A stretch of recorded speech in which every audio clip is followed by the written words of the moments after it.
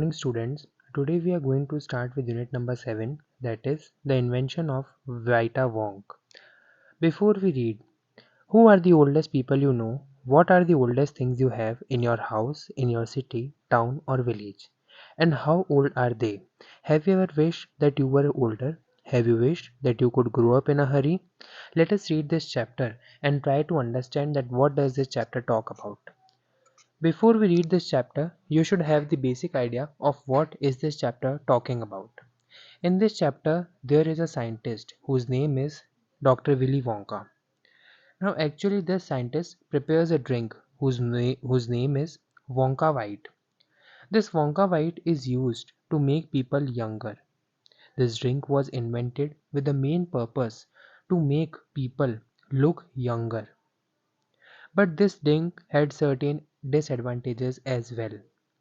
Some people who drank it converted so young that their age went into minus. That means one person age became minus 87. That means he had to take 87 years to be born again. In order to cancel this problem or in order to counteract with this effect created by Wonka White, Mr. Willy Wonka had to create another drink to convert people age into more. That is to convert people more elder. Because of that, he invented the another drink whose name was Vita Wonk. Now he is narrating this whole story to his colleague Charlie. Mr. Willy Wonka begins by inventing Wonka White, which makes people younger. But Wonka White is too strong, so some people disappear because their age becomes minus. One person actually becomes minus 87, which means he has got to wait 87 years before he can come back. Mr. Willy Wonka must invent a new thing. Why new thing? To make people older. Mr. Wonka said, so once again I rolled up my sleeves and set to work. Now he is narrating this all things to Charlie. Once again I squeezed my brain searching for the new recipe. I had to create age. I had to make people old. Old, older, oldest, haha. I cried. For now, the ideas were beginning to come. What is the oldest living thing in the world? What lives longer than anything else? So this is what Mr. Wonka is asking to Charlie. A tree, Charlie said. Right you are, Charlie. But what kind of tree? Not the Douglas fir, not the oak, not the cedar. No, no, my boy. It is a tree called the bristlecone pine that grows upon the slopes of Wheeler Peak in Nevada, USA. So, in Nevada, USA, there are some mountains which are known as Wheeler Peaks. On the Wheeler Peak slopes, these trees grow, whose name is bristlecone pine trees. Now, these are the oldest living trees. You can find bristlecone pines on Wheeler Peak today that are over 4,000 years old. This is fact, Charlie. Ask any dendrochronologist. Now, what is the meaning of dendrochronologist? Dendrochronology is that branch of science which deals with the climatic changes, which deals with how the evolution has taken place in the organisms relating to the climate changes. And look that word up in the dictionary when you get home, will you please? So that started me off. I jumped into the great glass elevator and rushed all over the world collecting special items from the oldest living things. Now children, this great glass elevator was also invented by Mr. Willy Wonka. It was actually an elevator which was acting as a vehicle for Mr. Willy Wonka. It could help Mr. Willy Wonka to travel every corner of the world and to reach every corner of the world to collect the things which he needed to make Vita Wonk. So here is the list of some of the oldest living things from which he needed to collect some of the things. Now why do you think he required these oldest living things? Because he required one or the other excerpt from these old living things, and from that he wanted to make a drink which could turn people older. So first is a pint of sap from a 4,000-year-old bristlecone pine. The toenail clippings from a 168-year-old Russian farmer called Petrovich Gregorovich.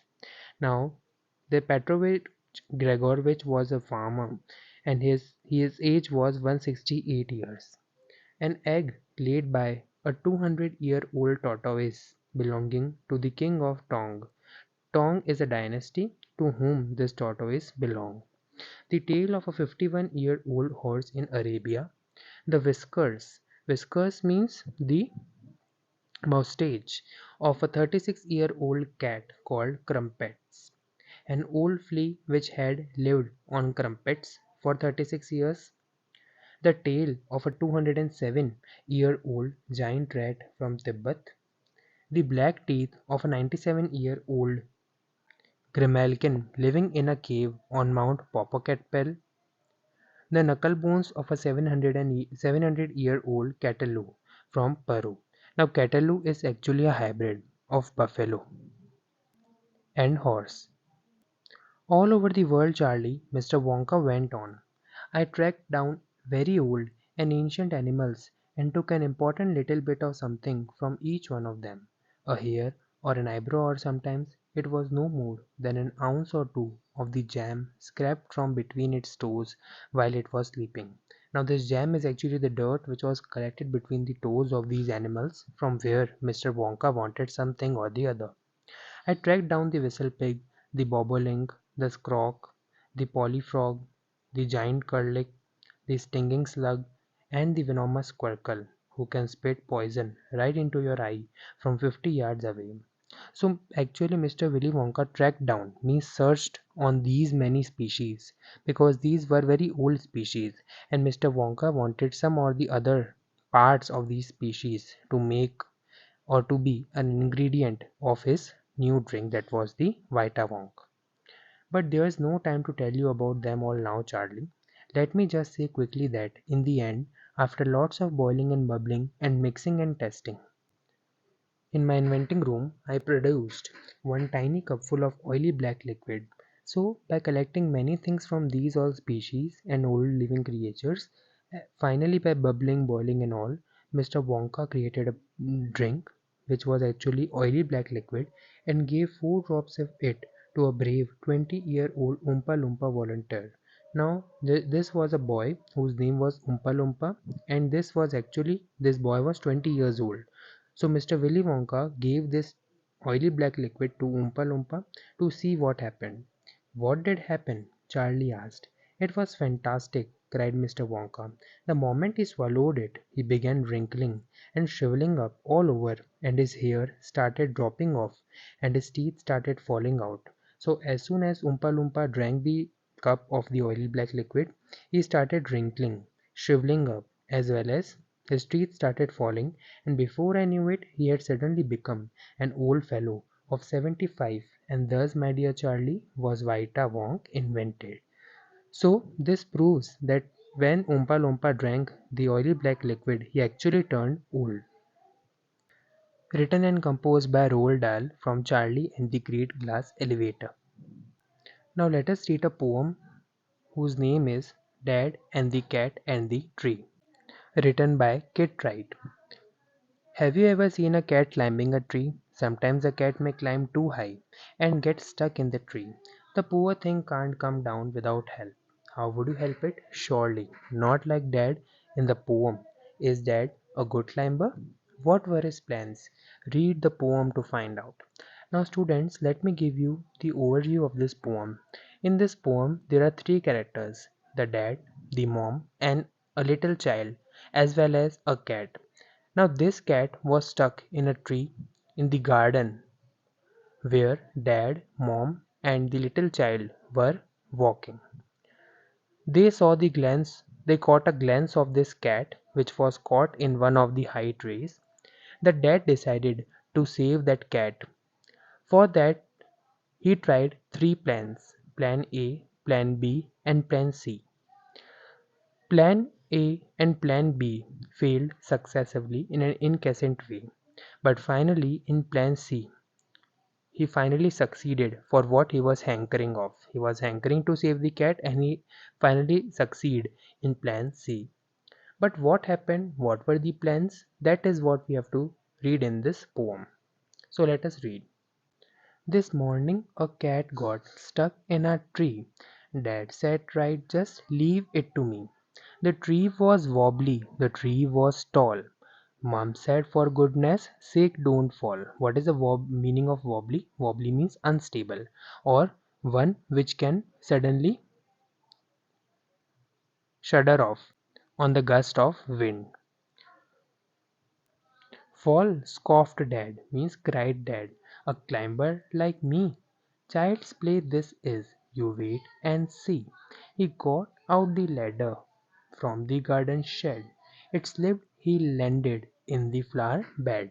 So the first plan was that he took the ladder from the shed, from the garden shed, and with the help of the ladder he tried to climb the tree. But then the ladder slipped, as well as the dad could not succeed in this first plan. Because of that, he fell into the flower bed. So basically, he was not harmed in his first plan. Never mind, said Dad, brushing the dirt off his hair and his face and his trousers and his shirt. We'll try plan B, stand out of the way. Mum said, don't fall again, okay. So this time, again he brushed off the dirt, and this time he said that we'll try the plan B. Now, Mum already informed Dad and already warned Dad that this time you should be safe. Fall again, said Dad. Funny joke. Then he swung himself up on a branch, it broke. So as soon as he tried to swing himself on the branch broke. Dad landed well off, back on the deck. Mum said, stop it, you'll break your neck. So as soon as he tried to climb on the branch broke into two and the dad walloped. That means the dad fell on the ground back on the deck, and because of that he was about to get hurt. So mum said, please stop it or you will break your neck. Now this time the dad showed rubbish and arrogant behavior towards mom. Rubbish, said Dad. Now we'll try plan C. Easy as winking to a climber like me. Now, students, in the last two lines, we can see that how overconfident the dad is about his techniques and how proud is he himself for saving the cat. Now, let us see what he did in the plan C. Then he climbed up high on the garden wall. Guess what? He didn't fall. He gave a great leap and he landed flat in the crook of the tree trunk, right on the cat. Now, what was there in plan C? Actually, there was a garden wall near side toward that tree where the cat was stuck. So, first he climbed the garden wall, and then from the garden wall, he didn't fell, and from there he took a great jump or a great leap and directly landed on the central part of the tree, that is, the crook of the tree, just right on the cat. So this time actually the dad actually reached to the cat. The cat gave a yell, means a shout, and sprang to the ground, means jumped to the ground, pleased as punch to be safe and sound. Now this time as soon as she jumped on the ground, she was very pleased. So it's smiling and smirking, smug as can be. So she was so overconfident about herself, and she was also smiling and smirking, but poor old dad still stuck up the tree.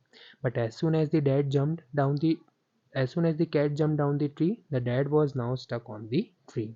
So this is actually a pun, and it is showing hysterically that now how dad is caught in the tree while the cat is now down the tree.